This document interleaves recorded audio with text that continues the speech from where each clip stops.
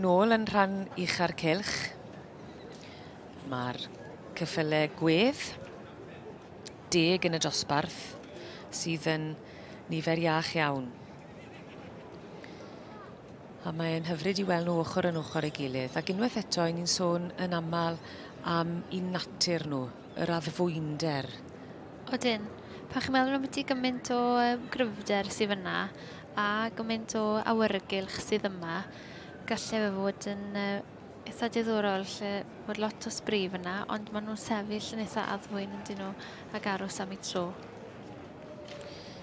Mae'n bwysig yn dweud, ti'n sôn gynne am y rhaglen fridio, y rhaglen magu Sparks yn rhan o gymdeithas y Ceffylau Gwedd, a phwysigrwydd I warchod dyfodol rhain, a bod na ddim niwed yn digwydd iddyn nhw. Ie, felly mae'r Sparks yn sicrhau mae pob creadur yn yr studbook gyda rhif o 0 I 1, a mae fe'n dibynnu wedyn gyda'r paro lan gyda nhw. Chi'n gallu penderfynu chi moyn rhywbeth sydd ddim gyda rhif tebyg o ran paro, fel bod nhw'n gallu neud siŵr bod nhw ddim yn genetically yn rhy agos. Mae'n eitha cymleth. Sa'n credu bod fi wedi esbonio na dda iawn. Wyt. Ond y syniad yw bod e'n gallu diogelu bod na lot fawr o waed gwahanol, genetics gwahanol yn dod trwyddo, fel bod dim unrhyw rhan o'r gene pool yn marw mas mewn ffordd. A bod na ambell I nam yn gallu datblygu ar y ceffylau. Ie, a hefyd petai rhyw afiechyd neu rhywbeth, gallai fe heb yr gwaniaeth yn y genetics, gallai afiechyd falle wneud niwed mawr i'r niferoedd, a falle gallai hwnna fod yn bach o catastrophe ar gyfer y bryd yn gyfan gwbl gan bod cynlleied ohonyn nhw. Felly mae'r gwaith Sparks mae'n rili bwysig, a mae fe'n methu wneud yn siŵr, mae rhaid chi benderfynu be chi moyn o ran cydymffurfiad. Mae fe ddim byd I wneud gyda cydymffurfiad, ond y syniad yw o ran genetics bod nhw'n gallu wneud dewisiadau doeth mewn ffordd ar gyfer sicrhau dyfodol y bryd, yn hytrach na falle cydymffurfiad yr e-bost sy'n mynd I gwmpa ar y llawr. Mae hwnna'n rhywbeth gwahanol. Mae yna enghraifft o ebol I gael yn y pentre Ceffylau Trwm. Maen nhw'n beautiful. Ydyn nhw. Maen nhw'n beautiful. O'n i'n gwely'n ddiddorol gyda'r dosbarthiadau yma, mae cesig 3 mlwydd ag yn uwch sydd, lle ni'n gweld ebolysu tair yn cael ei beirniadu ar wahân yn yr adrannau Cymraeg, ac eto maen nhw gyda'i gilydd fan hyn, a fi'n credu mae'r meirch dyflwydd ag I fyny, lle ni wedi bod yn gweud pa mor dyn nhw'n dieddfedu digon yn y dosbarthiadau Cymraeg I fod yn erbyn y meirch yn hun, ond yn amlwg yn y Ceffylau Gwedd, falle dyma'r arfer, fi'n mynd siŵr yn ei dyst yn y sioe hyn, ond o'n i'n gweld hwnna'n eitha diddorol fel fydden nhw'n gallu beirniadu.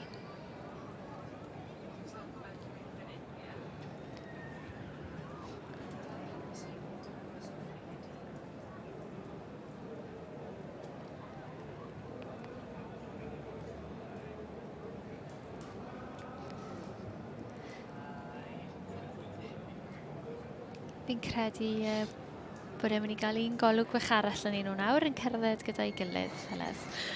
A mae hwn yn gyfle eto I ni weld nhw yn cerdded yr yn sioe, a trio cymharu, a dim o dyn arbenigreg o gwbl, ond mae e'n gyfle da I weld nhw eto. Ac wyt ti yn, tase ti'n eistedd yn beth sy'n wych am yr eisteddle, neu yr holl ffordd o gwmpas y prif gylch, tase ti'n dod yma ac yn aros fan hyn am y 4 diwrnod, fe ddysgu ti gyment yn ile ti? O, yn sicr, yn sicr. Mae digon I weld ag I ffindo mas yn biti fan hyn. A dod I wybod falle am steil y gwahanol feirniad? O, ie, mae hwnna'n ddiddorol. Fi wedi wir mwynhau gwylio tipyn o'r beirniadu wrthos hyn. Fi'n credu bod e'n eitha ffres. A gallu dilyn yn aml beth mae'r beirniad moyn, a wedyn weithiau falle mae yna gwestiwn I ofyn pam falle.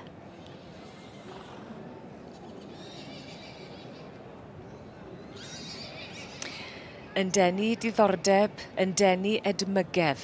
Dyma ni adran sy'n wir wedi cael lle blaenllaw yn y prif gylch yr wythnos hon, adran y Ceffylau Gwedd.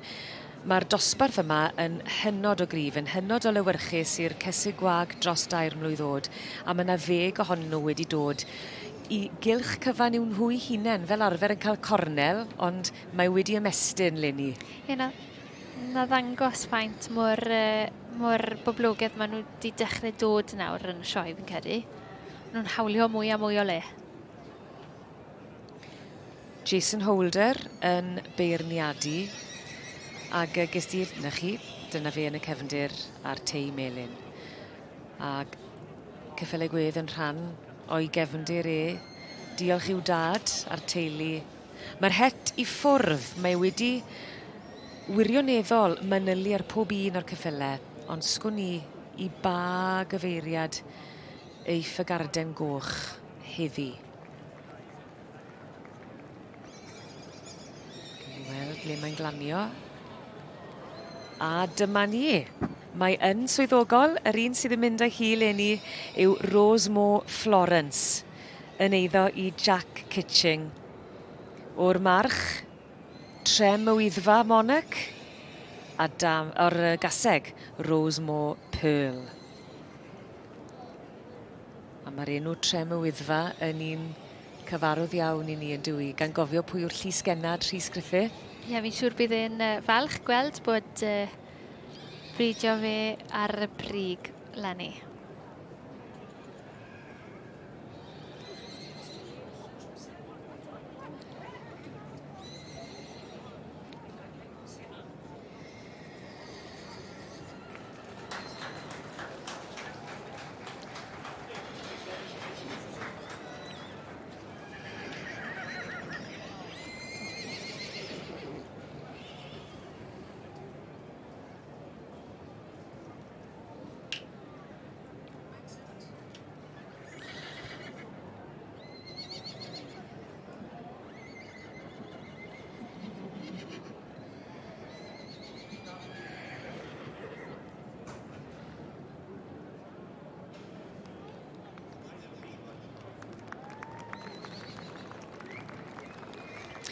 Mae'r creaduriaid urddasol yma wedi denu sawl llygad yn ystod yr wythnos, a mae hon wirioneddol wedi codi i'r brig. Llongyfarchiadau mawr iawn i Rosemore Florence, y Caseg Wag fuddigol dros 2 blwydd o'd yn nosbarth y Ceffylau Gwedd. Llongyfarchiadau mawr iawn i Jack Kitching yn berchen ar Rosemore Florence.